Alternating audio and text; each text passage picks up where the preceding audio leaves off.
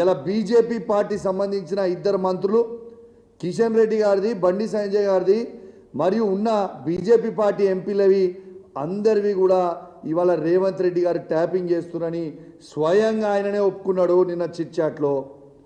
మరి దీని మీద కేసు ఎందుకు కావద్దు? ఖచ్చితంగా దీని మీద కేసు కావాలని నేను డిమాండ్ చేస్తూ ఉన్నాను. ఇవాళ ఎన్ని రోజులు అబద్ధాలు ఆడతావా? అసలు రోజు ఒక డ్రామా. ఇవాళ అసలు నువ్వు ఇప్పుడు దాదాపు ఈ నవంబర్ వస్తే 2 years అవుతుంది. అసలు కొత్త ప్రాజెక్ట్ కానీ కొత్త స్కీములు కానీ ఒక్కటన్నా నువ్వు చెప్పినవి ఇంప్లిమెంట్ చేసినావా? ఎంతసేపు ఒక డ్రామా చేయడం తప్పితే ఖచ్చితంగా రేవంత్ రెడ్డి గారి మీద ఎటు పరిస్థితిలో ఈడీ సిబిఐ కేసు ఈ ఫోన్ ట్యాపింగ్ ఇష్యూలో పెట్టాలి. ఎందుకంటే 119 శాసనసభ్యులై, అంటే ఆయనది ఒక్కటి తీస్తే 118 శాసనసభ్యులై ఫోన్ ట్యాపింగ్ చేస్తుండు, 17 మంది ఎంపీలై ఫోన్ ట్యాపింగ్ చేస్తుండు, ఇవాళ ఎమ్మెల్సీలై ఫోన్ ట్యాపింగ్ చేస్తున్నప్పుడు ఖచ్చితంగా ఇవాళ ED CBI case Revanth Reddy గారి మీద పెట్టాలని నేను డిమాండ్ చేస్తూ ఉన్నాను.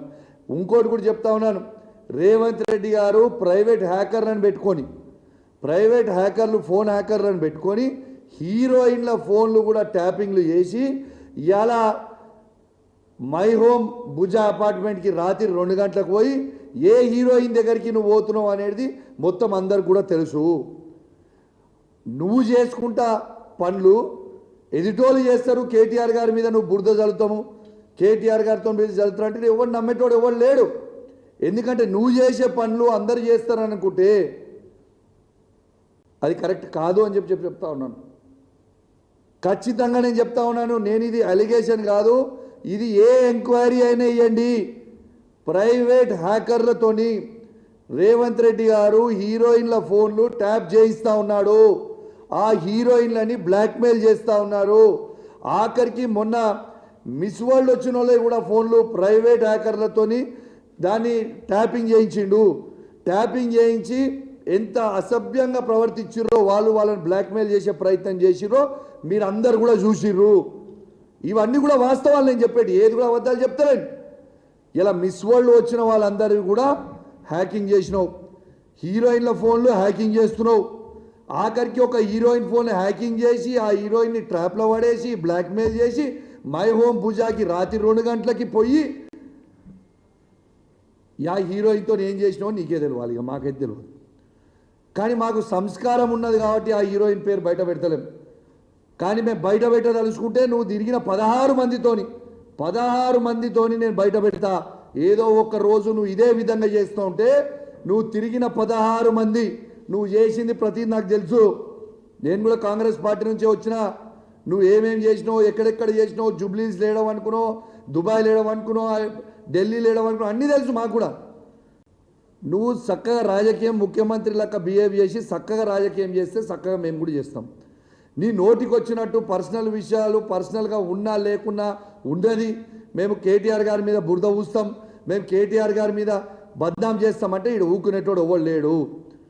ఇవాళ కేటీఆర్ గారు కడిగిన ఆనముత్యంలాగా బయటికి వస్తాడు. ఇవాళ ప్రజలందరూ కూడా కేటీఆర్ గారు హరీష్ రావు గారు కావాలని కోరుకుంటా ఉన్నారు. నీ చిల్లర రాజకీయం వల్ల ప్రజలు కూడా ఫెడప్ అయిపోయారు. బంద్ చేయి, ఎన్ని రోజులు ఇదే పని చేస్తుంటావా? నేను మళ్ళీ చెప్తున్నా, ఇవాళ రేవంత్ రెడ్డి గారు ప్రతి యాక్ట్రెస్ కూడా చాలా జాగ్రత్తగా ఉండాలి. మీ ఫోన్ రేవంత్ రెడ్డి గారు హ్యాక్ చేస్తూ ఉన్నారు, బ్రోకర్లను మధ్యలో పెట్టి ఆ బ్రోకర్లతోని మళ్ళీ మీకు ఫోన్లు చేసి మిమ్మల్ని ఇబ్బంది పెట్టే ప్రయత్నం చేస్తూ ఉన్నారు. కానీ మీరు ఎవరు కూడా అధైర్యపడాల్సిన అవసరం లేదు. వాడు ఎంత చిల్లరగా చేసినా కూడా ఖచ్చితంగా మేము అండగా ఉంటాం మీకు ఇబ్బంది వస్తే. ఇంకోటి కూడా చెప్తా ఉన్నాను, మీరు ఈ పిటిషన్ చూడొచ్చు. ఫోన్ ట్యాపింగ్ అంటాడు. నేను December 5th రోజు బంజారాయిల్స్ పోలీస్ స్టేషన్లో నా ఫోన్ ట్యాపింగ్ అవుతుంది అని నేను పిటిషన్ ఇచ్చిన. ఇగోండి, ఇది రిసీవ్డ్ కాపీ.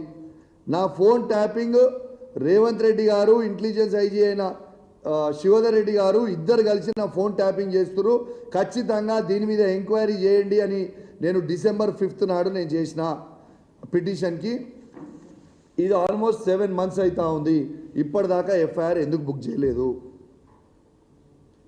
మీరు ఖచ్చితంగా నా ఫోన్ని హ్యాక్ చేస్తూ ఉన్నారు, నా సతీమణి ఫోన్ది కూడా రేవంత్ రెడ్డి గారు ఫోన్ హ్యాక్ చేస్తూ ఉన్నారు. దీనికి ఎవిడెన్స్గా ఎట్లా చెప్తా ఉన్నానంటే అది కూడా మీ అందరు కూడా తెలవాలని చెప్తా ఉన్నాను.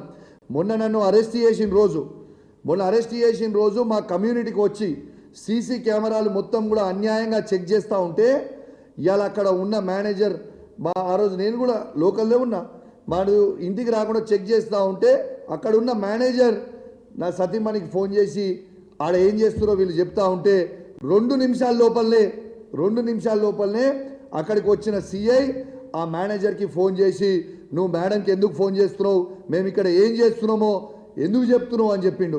మరి ఆయన నా వైఫ్కి ఫోన్ చేసింది ఈ పోలీసు వాళ్ళకి ఎట్లా తెలుసు అంటే ఫోన్ హ్యాక్ చేస్తున్నట్టే కదా నా సతీమణిది. ఎంత దుర్మార్గుడు రేవంత్ రెడ్డి అంటే భార్యాభర్తలు మాట్లాడుకునేది కూడా దౌర్భాగ్యం. ఆయన భార్యాభర్తలు మాట్లాడుతుంటే ఆ మాటల్ని ఇంటా ఉన్న దౌర్భాగ్యుడు ఇలా రేవంత్ రెడ్డి గారు అని చెప్పక తప్పదని చెప్పి ఈ సందర్భంగా తెలియజేస్తా ఉన్నాను. ఇలా నేను నా సతీమణి మాట్లాడుకునేది మొత్తం కూడా ఇంటా ఉంటే నేను ఇది ఎవిడెన్స్తో సహా చెప్తా ఉన్నాను. ఉట్టి నాదే కాదు, ఈవెన్ సంజయ్ గారు సతీమణిది, ఉన్న మా వివేక్ గారు సతీమణిది, మా శాసన మండలి సభ్యులు వాళ్ళ భార్యలే కూడా ఫోన్ ట్యాపింగ్ చేస్తూ ఉన్నాడు రేవంత్ రెడ్డి. ప్రైవేట్ హ్యాకర్లను పెట్టి మరి హ్యాక్ చేస్తూ ఉన్నాడు. ఇది ఎంతవరకు కరెక్ట్ అని చెప్పి మేము అడుగుతా ఉన్నాం. Is this right? అసలు ఒక ప్రైవసీని నువ్వు ఫోన్లు మాట్లాడితే నువ్వు వినడం ఏంటిది? ఇంకో ఎవిడెన్స్ కూడా చెప్తా ఉన్నా మీకు. ఇలా నిన్నగాక మొన్న 2 మంత్రులు మాట్లాడుకున్న మాటలు, ఆ 2 మంత్రులు ఫోన్లో మాట్లాడుకొని వాళ్ళు ఈయనని ఎన్ని రోజులు మనం భరించాలి, ఆ మంత్రులు మాట్లాడుకున్న సంభాషణ ఏంటంటే ఈ పొట్టోన్ని మేము ఎన్ని రోజులు భరించాలి, ఎన్ని రోజులు భరిద్దాము అని వాళ్ళిద్దరు మాట్లాడుకున్న చర్చని నెక్స్ట్ డే రోజు ఆ మంత్రిలో ఫోన్ కూడా ట్యాపింగ్ చేస్తున్న ఇంత తర్వాత ఇంటెలిజెన్స్ రిపోర్ట్ ముఖ్యమంత్రి గారికి పోయిన తర్వాత ఇంకొక మంత్రి ఇంటికి పంపించి ఆ మంత్రిని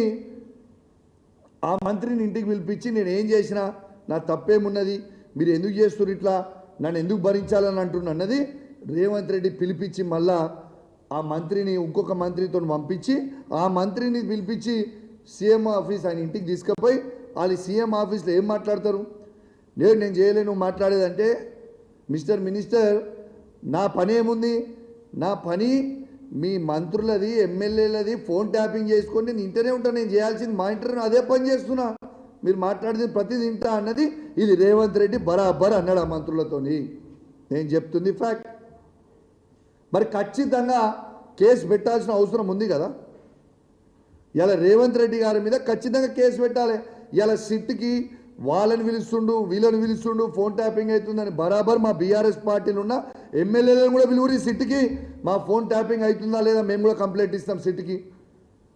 నువ్వు నీతివంతునివి నిజాయితీవంతునివి అయితే మేము ఇచ్చిన పిటిషన్కి పోలీస్ వాళ్ళు ఎందుకు ఎఫ్ఐఆర్ బుక్ చేస్తలేరు, మరి ఇప్పటిదాకా ఎందుకు ఎంక్వైరీ చేస్తలేరు?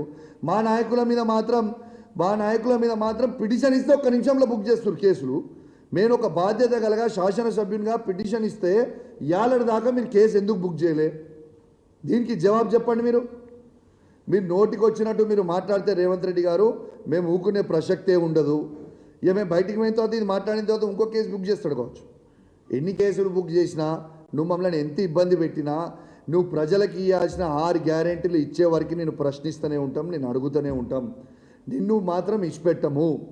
నువ్వు ఎన్ని డైవర్షన్ టాక్టిక్స్ చేసినా నీ 6 గ్యారెంటీలు 100 రోజులు ఇస్తా అన్నావు, ఒక్క గ్యారెంటీ కూడా నువ్వు ఇవ్వలేదు. రేపు లోకల్ బాడీ ఎలక్షన్లలో